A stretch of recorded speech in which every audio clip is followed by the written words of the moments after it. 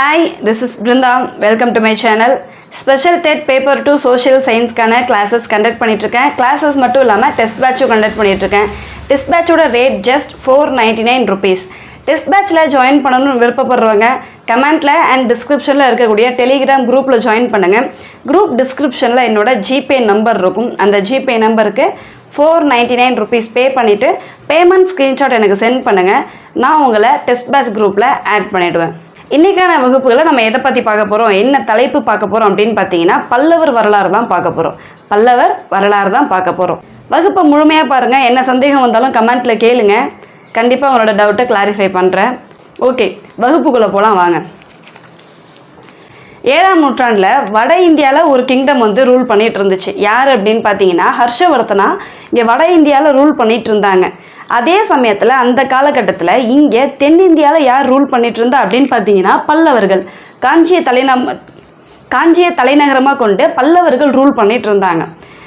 இப்போ குப்தர் காலம் அண்ட் அசோகர் காலத்துலலாம் பார்த்தீங்கன்னா ஒரு இந்தியா முழுக்க ஒரு பெரிய பேரரசு இருந்துச்சு, ஒரு பரந்த பெரிய பேரரசு இருந்தது. ஆனால் அந்த மாதிரி ஹர்ஷவர்தனா ரூல் பண்ணும்போது ஒரு பெரிய பரந்த பேரரசு இல்லை. நார்த் இந்தியாவில் பார்த்தீங்கன்னா யார் இருப்பான்னா ஹர்ஷவர்தனா இருப்பார். அண்ட் இந்த சைடு கரெக்டாக சொல்லணுன்னா தக்காணம் தான். இது தக்காண பகுதியில் கிழக்கு பகுதியில் யார் இருப்பா அப்படின்னு பார்த்தீங்கன்னா வாதாபிய தலைநகரமாக கொண்டு சாளுக்கியர்கள் ரூல் பண்ணிகிட்ருப்பாங்க. அதுக்கடுத்தது இங்கே பல்லவர்களோட ஆட்சி நடந்துகிட்ருக்கோம். காஞ்சியை தலைநகரமாக கொண்டு பல்லவர்கள் ஆட்சி செஞ்சிட்ருப்பாங்க தெற்கு சைடு.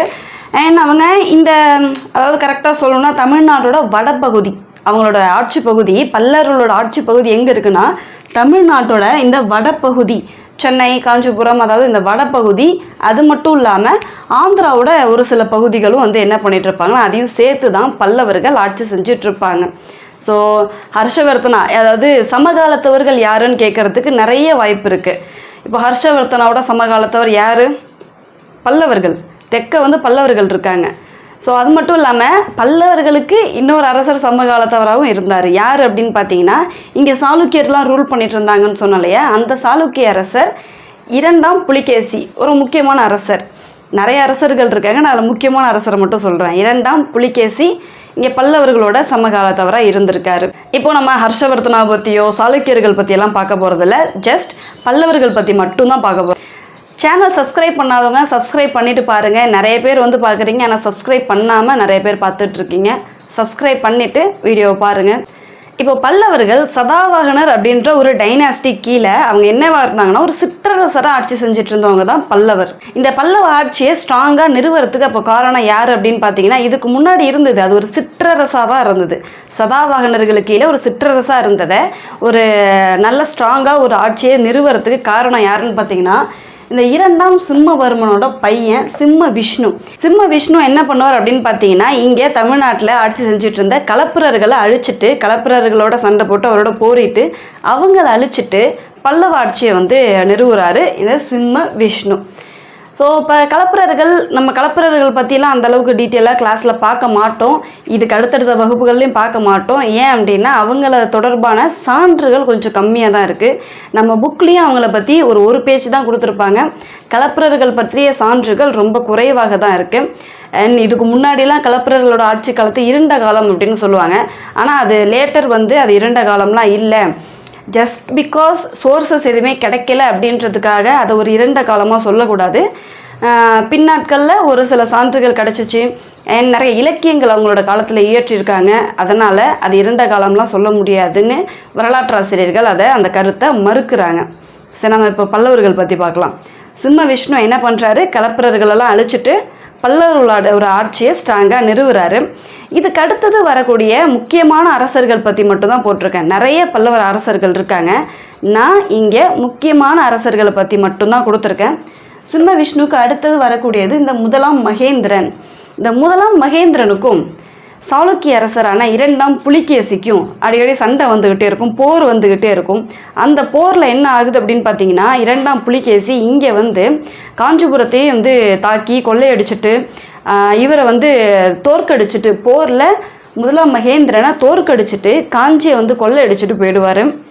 ஸோ இவர் வாரில் தோற்றுருவார். ரொம்ப மன உளைச்சலில் இருந்துகிட்ருப்பார். இவரோட பையன் முதலாம் நரசிம்மவர்மன் என்ன பண்ணுவார் அப்படின்னு பார்த்தீங்கன்னா தன்னோட தந்தை விட்டதை இவர் பையன் வந்து சக்ஸஸ்ஃபுல்லாக ஃபினிஷ் பண்ணியிருப்பார். முதலாம் நரசிம்மவர்மன் என்ன பண்ணுவார் அப்படின்னு பார்த்தீங்கன்னா, வாதாபிக்கே போயிட்டு, எங்கே சாளுக்கியரோட தலைநகரம் வாதாபிக்கே போயிட்டு, அவங்களாம் இங்கே வரல, நான் அங்கே வரேன், அங்கே வந்து நான் யாருன்றதை காட்டுறேன்ற மாதிரி அவங்க எல்லைக்குள்ளே போயிட்டு அவங்க ஏரியாவுக்கு போயிட்டு இவர் வந்து இது காமிச்சிருக்காரு. லைக் மூவிலலாம் வரா மாதிரி இப்போ வில்லனோட வீட்டுக்கே போயிட்டு சண்டை போட்டுட்டு இவர் வந்து அப்படியே ஹீரோயிசம் காட்டிட்டு ஹீரோ வருவார் இல்லையா, அது மாதிரி லைக் யார் முதலாம் நரசிம்மவர்மன் வாதாபிக்கே போயிட்டு வாதாபியை வந்து இவர் சூறையாடிட்டு தீக்கிரையாக்குனாங்க அப்படின்னு சொல்கிறாங்க. அது மட்டும் இல்லாமல் இரண்டாம் புலிகேசி வந்து கொல்லப்பட்டிருப்பார் போரில். அப்பா வந்து செய்ய விட்டதை இவர் வந்து ஃபினிஷ் பண்ணிட்டார். முதலாம் நரசிம்மவர்மன் என்ன பண்ணிட்டாரு, இரண்டாம் புலிகேசியை வாரில் தோற்கடிச்சிட்டாரு. இதை பற்றின குறிப்புகள் எந்த கல்வெட்டு மூலமாக நமக்கு கிடைக்கிது அப்படின்னு பார்த்தீங்கன்னா, இரண்டாம் புலிகேசியோட ஐஹோல் இன்ஸ்கிரிப்ஷன் மூலமாக இதை மகேந்திரவர்மனோட போர்லாம் பண்ணது குறித்து குறிப்புகள் நமக்கு கிடைக்க வருது. அப்போது பல்லவர்கள் குறித்த சான்றுகளில் நான் இப்போ ஒரு சான்று சொல்லியிருக்கேன், கல்வெட்டு சான்று ஒரு சான்று சொல்லியிருக்கேன். என்ன சான்று சொல்லியிருக்கேன்? ஐஹோல் இன்ஸ்கிரிப்ஷன், இரண்டாம் புலிகேசியின் ஐஹோல் இன்ஸ்கிரிப்ஷன். நெக்ஸ்ட்டு வேறு என்ன சான்று அப்படின்னு பார்த்தீங்கன்னா, இந்த அரசரை பற்றி சொன்னோம், அவரையும் சொல்லிடும். முதலாம் மகேந்திரனோட மண்டகப்பட்டு கல்வெட்டு என்ன ஸ்கிரிப்டில் எழுதியிருப்பாங்க அப்படின்னு பார்த்தீங்கன்னா, கிரந்தா ஸ்கிரிப்ட் அப்படிம்பாங்க. ஸோ தமிழ் இதுக்கு முன்னாடி நம்ம எழுதுகிற மாதிரி தமிழ் இல்லை, உங்கள் எல்லாருக்குமே தெரியும். தமிழ் வேறு வடிவங்கள்ல இருந்து ஸ்கிரிப்ட், அதாவது எழுத்து வடிவம் கொஞ்சம் வேறு மாதிரி இருக்கும். வட்ட எழுத்துன்னு சொல்லுவாங்க, அப்புறம் கிரந்தம் அப்படின்னு சொல்லுவாங்க, தமிழ் பிராமி அப்படின்லாமும் இருந்துச்சு. இது என்ன ஸ்கிரிப்ட், அதாவது முதலாம் மகேந்திரனால் வெளியிடப்பட்ட அந்த மண்டகப்பட்டு இன்ஸ்கிரிப்ஷன், அதாவது மண்டகப்பட்டு கோவில், அந்த கோவிலில் அந்த கல்வெட்டு இருக்கும், அதனால் அதை மண்டகப்பட்டு கல்வெட்டுன்னு சொல்கிறாங்க. அந்த கோவிலை கட்டினது இவர் தான். நம்ம அதெல்லாம் பின்னாடி பார்ப்போம், கட்டிடக்கலையில் பார்க்கலாம். அந்த மண்டகப்பட்டு கல்வெட்டு என்ன ஸ்கிரிப்டு? கிரந்தா ஸ்கிரிப்டில் எழுதப்பட்ட ஒரு கல்வெட்டு. இப்போது இவர் வின் பண்ணிட்டார். இதுக்கு அடுத்தது வந்தது இரண்டாம் நரசிம்மவர்மனுக்கு இன்னொரு பேர் கூட இருக்குது. இரண்டாம் நரசிம்மவர்மன் அப்படின்னா லைக் அவரோட பேர், இன்னொரு பேர் வந்து ராஜசிம்மன். இரண்டாம் நரசிம்மவர்மனுக்கு ராஜசிம்மன். இவர் என்ன பண்ணுறாரு அப்படின்னு பார்த்தீங்கன்னா, சீனாவுக்கு தூதர்கள்லாம் அனுப்புகிறாரு. அங்கே சீனாவிலேருந்து தூதர்கள்லாம் இங்கே வரவழைச்சி அவங்க வந்து டிஸ்கஸ்லாம் வந்து பண்ணிகிட்ருக்காங்க, ட்ரேட் ரிலேஷன்ஷிப் ரிலேட்டடாக. அண்ட் வேறு இன்னும் எதை பற்றி பேசுனாங்கன்றது நம்ம 6th புக்கில் இல்லை, நம்ம 6th புக்கை மட்டும்தான் கான்சன்ட்ரேட் பண்ணி பார்த்துட்ருக்கோம். ஸோ இந்த இரண்டாம் நரசிம்மவர்மன், அவரோட இன்னொரு பேர் ராஜசிம்மன், அவர் என்ன பண்ணுறாரு, சீனாவுக்கு தூதர்கள் அனுப்புகிறாரு. அது மட்டும் இல்லாமல் அங்கேருந்து தூதர்களை இங்கே வர வைக்கிறாரு. முதலாம் மகேந்திரன்னு போட்டிருக்கேன். முதலாம் மகேந்திரனாலும் முதலாம் மகேந்திரவர்மன்னாலும் ஒரே அரசர் தான். இப்போ முதலாம் மகேந்திரவர்மன் எந்த சமயத்தை ஃபாலோ பண்ணுறாரு அப்படின்னு பார்த்தீங்கன்னா, ஆரம்பத்தில் சமண சமயத்தை தான் ஃபாலோ பண்ணிகிட்டு இருந்தார். எந்த சமயம்? சமண சமயத்தை ஃபாலோ பண்ணிகிட்டு இருந்தார். ஏன் சமணமாக இருந்துட்டு திடீர்னு அவர் வந்து மாறுறாரு அப்படின்னு பார்த்தீங்கன்னா, அவரை மண்டகழுவுறார் ஒருத்தர் வந்து பிரெயின் வாஷ் பயங்கரமாக பண்ணி சேஞ்ச் பண்ணிட்டாங்க. யார் அப்படின்னு பார்த்தீங்கன்னா, இதெல்லாமும் கேள்விகளில் கேட்பாங்க, யார் முதலாம் மகேந்திரவர்மனை சமணத்திலேருந்து சைவத்துக்கு மாற்றினது அப்படின்ற கொஷின் இல்லாமல் இதுக்கு முன்னாடியில் கேட்டிருக்காங்க. பிஒய்க்யூவில் நிறைய இந்த கொஷின்ஸ் இது ரிலேட்டடாக வந்திருக்கு. யாருன்னு பார்த்தீங்கன்னா, அப்பர், அதாவது திருநாவுக்கரசர் என்று திருநாவுக்கரசர் தான் அப்பர்னு அழைக்கப்படுறார் இல்லையா. அப்பர் அப்படின்னு அழைக்கப்படக்கூடிய திருநாவுக்கரசர் என்ன பண்ணுறாருன்னா, முதலாம் மகேந்திரவர்மனை சமணத்திலேருந்து சைவத்துக்கு மாற்றிடுறாரு. இந்த முதலாம் மகேந்திரவர்மன் வேறு என்ன பண்ணுறாரு அப்படின்னு பார்த்தீங்கன்னா, கட்டிடக்கலையில், திராவிட பாணி கட்டிடக்கலையில் ஒரு புதிய ஒரு ஸ்டைலை வந்து இன்ட்ரடியூஸ் பண்ணுறாரு. அண்ட் அதுக்கு பேர் வந்து மகேந்திரவர்மன் பாணி அப்படின்னு அழைக்கிறாங்க. இவர் ஒரு புக்கு எழுதியிருக்கார். என்ன அப்படின்னு பார்த்தீங்கன்னா, மத்த விலாச பிரகாசனம் அப்படின்ற ஒரு புத்தகம் எழுதியிருக்காரு. சமஸ்கிருதத்தில் எழுதியிருக்காரு. மத்த விலாச பிரகாசனம் அப்படின்ற புத்தகம். அது எதை பற்றி சொல்லுது அப்படின்னு பார்த்தீங்கன்னா, இவர் சமணத்தில் இருந்தார் ஆல்ரெடி, அடுத்து சைவத்துக்கு போயிட்டார். ஸோ ரெண்டுத்துக்கு அடுத்தது இன்னொரு மதம் என்ன இருந்துச்சு அப்போது அந்த காலகட்டத்தில் ஃபேமஸாக பௌத்தம் ரொம்ப ஃபேமஸாக இருந்தது இல்லையா. அந்த பௌத்தத்தை இழிவுபடுத்தும் விதமாக தான் அந்த புக்கில் வந்து எழுதியிருப்பார். அது ஒரு நாடக நூல். அந்த நாடக நூலில் பௌத்தத்தை இழிவுபடுத்தும் விதமாக தான் எழுதியிருப்பார். மத்த விலாச பிரகாசனம் அப்படின்னா என்னென்னா, குடிகாரர்களின் மகிழ்ச்சி அப்படின்னு பேர். மத்த விலாச பிரகாசனம் அந்த புத்தகத்துக்கு பேர் குடிகாரர்களின் மகிழ்ச்சி. ஸோ இவரை பற்றின இம்பார்ட்டன்ஸ் இவ்வளோ தான். என்னென்ன மத்தவிலாச பிரகாசனம், மண்டகப்பட்டு கல்வெட்டு. நெக்ஸ்ட்டு 2ஆம் நரசிம்மவர்மன் என்ன பண்ணுறாருன்னா புலிகேசி, 2ஆம் புலிகேசியை வாரில் வந்து தோற்கடிச்சிருப்பார், வாதாபியை சூறையாடியிருப்பார், தீக்கிரை ஆக்கியிருப்பாருலாம் சொன்னேன் இல்லையா. அந்த போரில் ஈடுபடும் போது ஒரு படைத்தளபதி, ஒரு முக்கியமான படைத்தளபதி இருந்தார் அந்த போரில். யார் சார்பாக? இவர் சார்பாக ஒரு முக்கியமான ஒரு படைத்தளபதி, 2ஆம் நரசிம்மவர்மன் சார்பாக ஒரு முக்கியமான படைத்தளபதி அந்த வாரில் இன்வால்வ் ஆனார். யாருன்னு பார்த்தீங்கன்னா 63 நாயன்மார்களில் ஒருவரான சிறு தொண்டர். 63 நாயன்மார்களில் ஒருத்தரான சிறு தொண்டர். அவர் பேர் பரஞ்சோதி. பரஞ்சோதி தான் சிறு தொண்டர் அப்படின்னு அழைக்கப்படுறாரு. ஸோ அந்த வாதாபி வெற்றி, அங்கே போயிட்டு வெற்றிலாம் அடைஞ்சு வந்ததுக்கப்புறமா அவர் என்னவா மாறுறாருன்னா, லைக் சிவன் மேலே ரொம்ப பக்தி கொண்டு அவர் அது ரிலேட்டடாக பாடல்கள்லாம் எழுதுறது அப்படின்ட்டு 63 நாயன்மார்களில் ஒருத்தராக வந்து அவர் மாறிடுவார். அங்கே போயிட்டு வந்ததுக்கப்புறமா தான் அந்த அளவுக்கு ஒரு பெரிய வார் பார்த்து நிறைய பேர் அந்த அழிவெல்லாம் பார்த்ததுக்கப்புறமா கொஞ்சம் மாறிடுவார். யார்? சிறு தொண்டர் அப்படின்னு அழைக்கப்படக்கூடிய பரஞ்சோதி, 2ஆம் நரசிம்மவர்மனோட படை தளபதி. இதெல்லாமும் கேள்விகளில் இதுக்கு முன்னாடி உள்ள வினாத்தாள்களில் கேட்டிருக்காங்க, PYQவில் கேட்டிருக்காங்க. இப்போது பல்லவர்களோட கட்டிடக்கலையை 3 டைப்ஸாக பிரிக்கலாம். பல்லவர்களோட கட்டிடக்கலையை 3ஆக பிரிக்கலாம். என்ன அப்படின்னு பார்த்தீங்கன்னா, மகேந்திரவர்மன் பாணி. அடுத்தது இந்தாள் பேர் வந்து மாமல்லன். இவருக்கு ஒரு பேர் இருக்குது. 1ஆம் நரசிம்மவர்மனுக்கு மாமல்லன் ஒரு பேர் இருக்குது, மாமல்லன் பாணி. அடுத்து இவர் பேர் என்ன சொன்னால், இவருக்கு இன்னொரு பேர் ராஜசிம்மன் பாணி. ஸோ இந்த 3 டைப்ஸாக வந்து பிரிக்கலாம். இது என்ன, ராஜசிம்மன் பாணினா என்ன, மகேந்திரவர்மன் பாணினா என்னன்றதை பார்க்கலாம். தெளிவாக கவனிங்க. இப்போது மகேந்திரவர்மன் பாணி அப்படின்னா என்னன்னு பார்த்தீங்கன்னா, பாறை குடைவரை கோவில்கள். என்ன குடைவரை கோவில்? நான் அந்த சைடு போய்க்கிறேன்.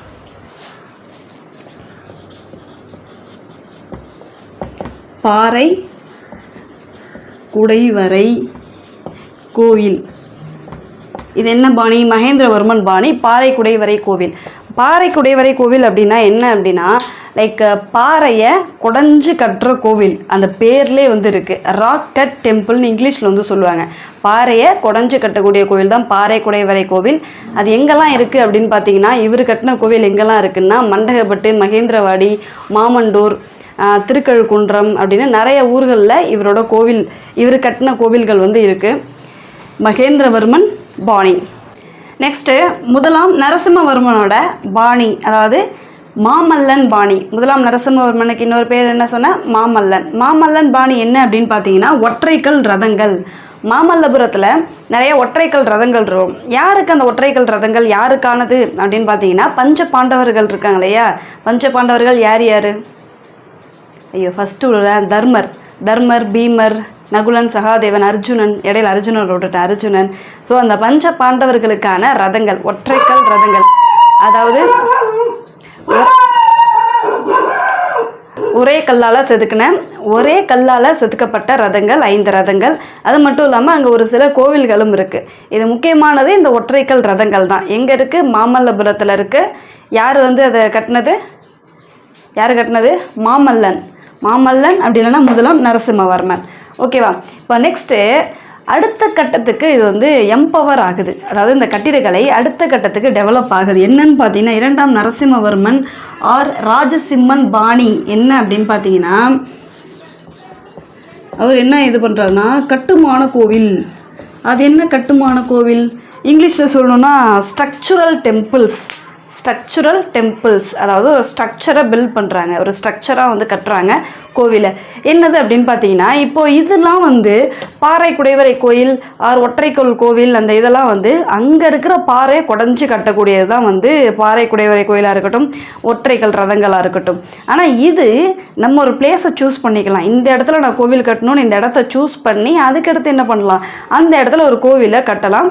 கல்லை வந்து அடிக்கடிக்கு கட்டுறது, அதாவது ஒன்றும் இல்லை, பாறைகள் அடிக்கடிக்கு கட்டுறது. முன்னாடி பாறை கற்களை யூஸ் பண்ணாங்க. இப்போ வந்து கோவில் கட்டும்போது வேறு விதமான நிறைய கற்கள்லாம் யூஸ் பண்ணுறாங்க. அதாவது கரெக்டாக உங்களுக்கு புரியும்படி சொல்லணுன்னா, கட்டுமான கோவில் அப்படின்னா இப்போ இருக்கக்கூடிய பல கோவில்கள் எல்லாமே கட்டுமான கோவில்கள் தான். அதாவது தனியாக கட்டியிருப்பாங்கல்ல, பாறை அந்த மாதிரிலாம் இல்லாமல் ஒரு இடத்த சூஸ் பண்ணி அதில் கோவில் கட்டியிருப்பாங்கல்ல, அதுதான் கட்டுமான கோவில். ஸோ இவர் கட்டின கோவில் எது அப்படின்னு பார்த்தீங்கன்னா, 2ஆம் நரசிம்மவர்மன் கட்டின கோவில் காஞ்சி கைலாசநாதர் கோவில். காஞ்சிபுரத்தில் இருக்குது. அது நெக்ஸ்ட்டு 2ஆம் நந்திவர்மன் வைகுண்ட பெருமாள் கோவில் கட்டியிருக்காரு. ரெண்டுமே எங்கே இருக்குன்னா காஞ்சிபுரத்தில் தான் இருக்குது. கன்ஃபியூஸ் ஆகிக்காதீங்க. 2ஆம் நரசிம்மவர்மன் அப்படின்னா அது என்ன கோவில்? காஞ்சி கைலாசநாதர் கோவில். 2ஆம் நந்திவர்மன் அப்படின்னா வைகுண்ட பெருமாள் கோவில். ஸோ ரெண்டுத்தையும் கன்ஃபியூஸ் பண்ணிக்காதீங்க. இதுதான் கட்டிடக்கலை பற்றி பார்க்கக்கூடிய. ஸோ கட்டிடக்கலை பற்றி பார்த்துருக்கோம். புரியல அப்படின்னா இன்னொரு டைம் வந்து பாருங்கள். பாறையை குடைஞ்சு கட்டுறது, அடுத்து ஒற்றை கல்றதுங்கள், அடுத்தது கட்டுமான கோவில். இந்த 3 டைப்ஸில் பல்லவர்கள் கோவில்கள் வந்து கட்டியிருக்காங்க. கட்டுமான கோவில் அதுக்கு அவர் கட்டினதுக்கு அப்புறமா அடுத்தடுத்து நிறைய வந்து அரசர்களும் அவங்களுக்கு பின்னாடி வரக்கூடிய அரசர்கள் எல்லாருமே அதை வந்து ஃபாலோ பண்ணிகிட்டு இருப்பாங்க. லைக் கட்டுமான கோவிலை வந்து கட்டுறது. ஏன்னா அது ஈஸி தானே. போய் ஒரு பாறையை குடைஞ்சி அதை கோவிலாக மாற்றுறது ரொம்ப கஷ்டம். அதுவே வந்து கட்டுமான கோவில் அப்படின்றது அதை கம்பேர் பண்ணும்போது இது ஈஸி தான். பல்லவர்கள் பௌத்தம், சமணம், சைவம் இது எல்லா மதங்களையும் ஆதரித்தாங்க. அண்ட் தமிழ் இன்னும் பல லாங்குவேஜை வந்து ஆதரிச்சிருக்காங்க. சமஸ்கிருதத்துலேயும் வந்து பார்த்திங்கன்னா என்ன பண்ணியிருந்தாங்க, சமஸ்கிருதத்துலேயும் மத்த விலாச பிரகாசனம் அப்படின்ற புத்தகம்லாம் எழுதியிருக்காங்க. அண்ட் இவங்க காலகட்டத்தில் ஆழ்வார்கள், நாயன்மார்கள் அண்ட் அவங்களாம் வாழ்ந்த காலகட்டம் இதுதான். அப்பர், மாணிக்க வாசகர் அவங்களாம் வாழ்ந்த காலகட்டம் இந்த பல்லவர்களோட காலகட்டம் தான். பல்லவர்கள் காலத்தில் பல்லவர்கள் கல்விக்கு எந்தளவுக்கு இம்பார்ட்டன்ஸ் கொடுத்தாங்க அண்ட் இலக்கியத்துக்கு எந்தளவுக்கு இம்பார்ட்டன்ஸ் கொடுத்தாங்கன்னு பார்க்கலாம். பல்லவர்கள் காலத்தில் காஞ்சிபுரத்தில் கடிகை அப்படின்ற ஒரு இன்ஸ்டிடியூஷன் ஏற்படுத்தப்படுது. அதாவது அது என்னன்னா கல்வி மையம், மடாலயம். அந்த பகுதிக்கு வெளிநாடுகள்லேருந்து பல ஊர்கள்லேருந்து வந்து என்ன பண்ணாங்கன்னா கல்வி வந்து கற்றுக்கிட்டாங்க. அது மட்டும் இல்லாமல் அங்கே இருக்கக்கூடிய ஒரு முக்கியமான ஆசிரியர், அந்த கடிகையில் இருந்த ஒரு முக்கியமான ஆசிரியர் யார் அப்படின்னு பார்த்தீங்கன்னா வாத்ஸ்யாயனர். கொஞ்சம் டிஃபிகல்ட்டாக இருக்குது நேமு. வாத்ஸ்யாயனர் அவர் வந்து ஒரு புத்தகம் எழுதியிருக்காரு. நியாய பாஷ்யா அப்படின்ற ஒரு புத்தகத்தை வந்து அவர் எழுதியிருக்காரு. நெக்ஸ்ட்டு 1ஆம் மகேந்திரவர்மன் காலத்தில் தட்சிண சித்திரம் அப்படின்ற ஒரு புத்தகம் வந்து தொகுக்கப்பட்டிருக்கு. தட்சிண சித்திரத்தில் எதை பற்றி இருக்கும் அப்படின்னு பார்த்தீங்கன்னா தென்னிந்திய டிராயிங்ஸை பற்றின ஒரு குறிப்புகள், அதாவது ஒரு தொகுப்பு. தட்சிண சித்திரம் அப்படின்ற ஒரு புத்தகம் யாரோட காலத்தில் தொகுக்கப்பட்டது? 1ஆம் மகேந்திரவர்மன் காலத்தில் தான் அந்த புத்தகம் வந்து தொகுக்கப்பட்டது. அடுத்தது இவரோட காலத்தில் ஒருத்தர் முக்கியமான அவையில் வந்து அமைச்சராக முக்கியமான ஆள் ஒருத்தர் இருப்பார். யார் அப்படின்னு பார்த்தீங்கன்னா அவர் பேர் தண்டின். 1ஆம் நரசிம்மவர்மன் காலத்தில் அரசவையில் அவரோட அரசவையில் இருந்த முக்கியமான ஒரு ஆள் தண்டின் அப்படின்றவர். அந்த தண்டின் என்ன புத்தகம் எழுதுறாரு அப்படின்னு பார்த்தீங்கன்னா தசகுமார சரிதம் அப்படின்ற ஒரு புத்தகம் வந்து எழுதுறாரு. அடுத்தது இவங்களுக்கெல்லாம் முன்னாடி ஒரு சிம்ம விஷ்ணுன்னு அரசர் இருந்தார் இல்லையா, அந்த சிம்ம விஷ்ணுவோட அரசர் காலகட்டத்தில் அவரோட அரசவையில் இருந்த ஒரு அறிஞர் பாரவி அப்படின்ற ஒரு அறிஞர், முக்கியமான அறிஞர். அவர் என்ன புக்கு எழுதியிருக்கார் அப்படின்னு பார்த்தீங்கன்னா கீர்தா ஜூனியம் அப்படின்ற புத்தகத்தை வந்து அவர் எழுதியிருக்காரு. இவரோட அவையில் இருந்த பாரவி அப்படின்ற அறிஞரால் எழுதப்பட்டது கீர்தா ஜூனியம். இந்த புத்தகத்தெல்லாம் சொல்லிட்டுருக்கேன். இந்த பேர்கள்லாம் வந்து மேட்ச் ஷீட்டில் கொடுத்து கேட்கலாம். ஒரு சைடு பாரவி, அப்புறம் வேறு யார் சொன்னேன், வாத்ஸ்யாயனர், அடுத்தது என்னது தென்னிந்திய ஓவியங்கள் அப்படின்லாம் கொடுத்து அந்த புத்தகத்தோட பெயர்களை பக்கத்தில் கொடுத்து மேட்ச் பண்ண சொல்லி கூட கேட்கலாம். அண்ட் அது மட்டும் இல்லாமல் பல்லவர்களோட காலகட்டத்தில் மகாபாரதத்தை தமிழில் மொழிபெயர்த்திருக்காங்க. மகாபாரதத்தை தமிழில் யாரோட காலகட்டத்தில்? பல்லவர்களோட காலகட்டத்தில் மொழிபெயர்த்திருக்காங்க. யார் அப்படின்னு பார்த்தீங்கன்னா பெருந்தேவனார் அப்படின்ற ஒருவரால் மகாபாரதம் தமிழில் மொழிபெயர்க்கப்பட்டிருக்கு. அப்போ இதுக்கு முன்னாடி மகாபாரதம் எந்த லாங்குவேஜில் இருக்குது? யாருக்காச்சும் தெரியுமா? நான் சொன்னதில் தான் இது ஒரு பொதுவான ஒரு கொஷின், பொது அறிவு யாருக்கெல்லாம் வந்து தெரியுது அப்படின்றத பற்றி பார்க்கலாம். எனக்கு தெரியும். மகாபாரதம் எந்த லாங்குவேஜில் இயற்றப்பட்டது?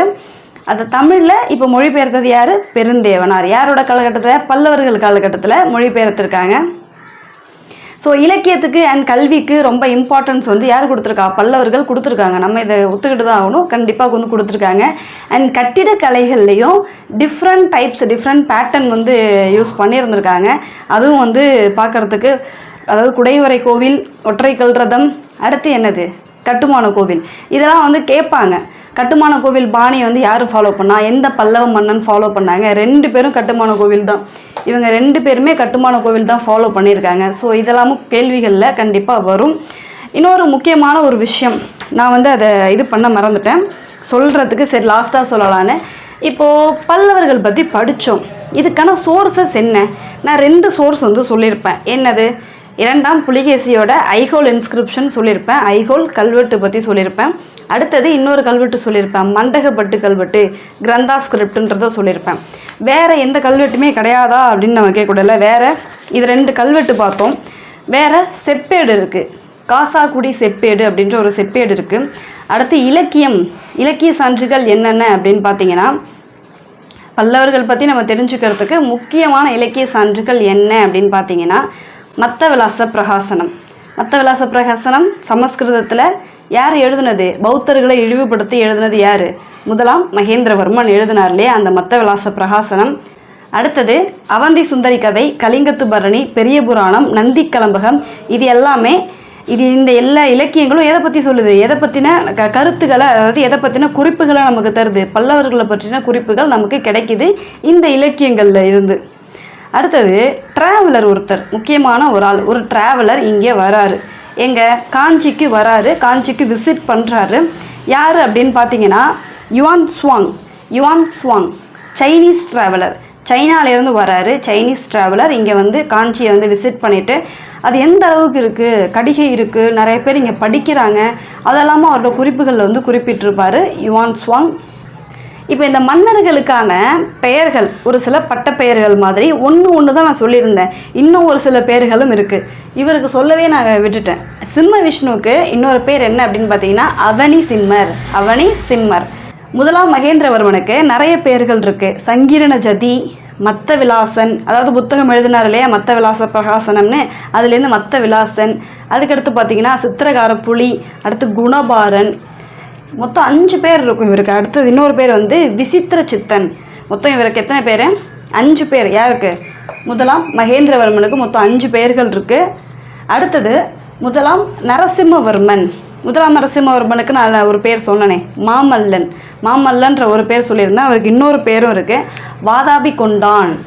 ஏன் வாதாபி கொண்டான்? என்ன ரீசனாக இருக்கும்? முதலாம் நரசிம்மவர்மனுக்கு மாமல்லன் ஒரு பேர் நான் இதுக்கு முன்னாடிலேருந்தே ஸ்டார்டிங்லேருந்தே சொல்லிகிட்டு இருந்தேன். வாதாபி கொண்டான் இன்னொரு பேர் இருக்குது. அது என்ன காரணம்னு கமெண்ட்டில் கண்டிப்பாக சொல்லணும். நான் இதை நடத்தியிருக்கேன். அதாவது அந்த பேரை நான் சொல்லலை, பட் நடத்தியிருக்கேன். நீங்கள் அந்த ஸ்டோரியை கொஞ்சம் இன்வால்வ் பண்ணி, அதாவது ஸ்டோரியை நல்லா புரிஞ்சுக்கிட்டு இருந்தீங்க அப்படின்னா உங்களால் ஆன்சர் பண்ண முடியும். யார் விட்டுட்டோம்? இவர் தான். முதலாம் நரசிம்மவர்மனுக்கு வாதாபி கொண்டான் அப்படின்ற பேர் எதற்காக வந்துச்சுன்றதை கமெண்ட்டில் சொல்லுங்கள். அடுத்தது இரண்டாம் நரசிம்மவர்மனுக்கு பேர் ராஜசிம்மன். இதை பொருத்துகளை கொடுத்து கண்டிப்பாக மேட்ச் பண்ண சொல்லுவாங்க. ஒரு சைடு இந்த அரசர்களோட பேரும், இன்னொரு சைடு அவரோட பட்ட பேர்களையும் கொடுத்து மேட்ச் பண்ண சொல்லுவாங்க. இதுக்கு முன்னாடி வகுப்புகள்லாம் கேட்டிருக்காங்க. இதுக்கு முன்னாடி வினாத்தாள்கள்லாம் கேட்டிருக்காங்க. ஸோ தெளிவாக அதை மெமரி தான் நம்ம பண்ணணும், வேறு ஆப்ஷனே கிடையாது. இருந்தாலும் 5 பேர் இருக்குது, மெமரி தான் பண்ணணும், வேறு ஆப்ஷன் கிடையாது. கிளாஸ் இதோட ஓவர், புரிஞ்சிருக்கும் அப்படின்னு நம்புகிறேன். என்ன டவுட் அப்படின்னாலும் கமெண்ட்டில் கேளுங்க. அண்ட் டெஸ்ட் பேட்சில் ஜாயின் பண்ண மறந்துடாதீங்க. Just 499 rupees. டெஸ்ட் பேட்சில் ஜாயின் பண்ணணும் அப்படின்னா கமெண்ட்டில் அண்ட் டிஸ்கிரிப்ஷனில் இருக்கக்கூடிய டெலிகிராம் குரூப்பில் ஜாயின் பண்ணுங்கள். டெலிகிராம் குரூப் டிஸ்கிரிப்ஷனில் என்னோட ஜிபே நம்பர் இருக்கும். அந்த ஜிபே நம்பருக்கு 499 rupees பே பண்ணிவிட்டு பேமெண்ட் ஸ்க்ரீன்ஷாட் எனக்கு சென்ட் பண்ணுங்கள். நான் உங்களை டெஸ்ட் பேட்ச் குரூப்பில் ஆட் பண்ணிடுவேன். Thank you for watching this video. Have a good day.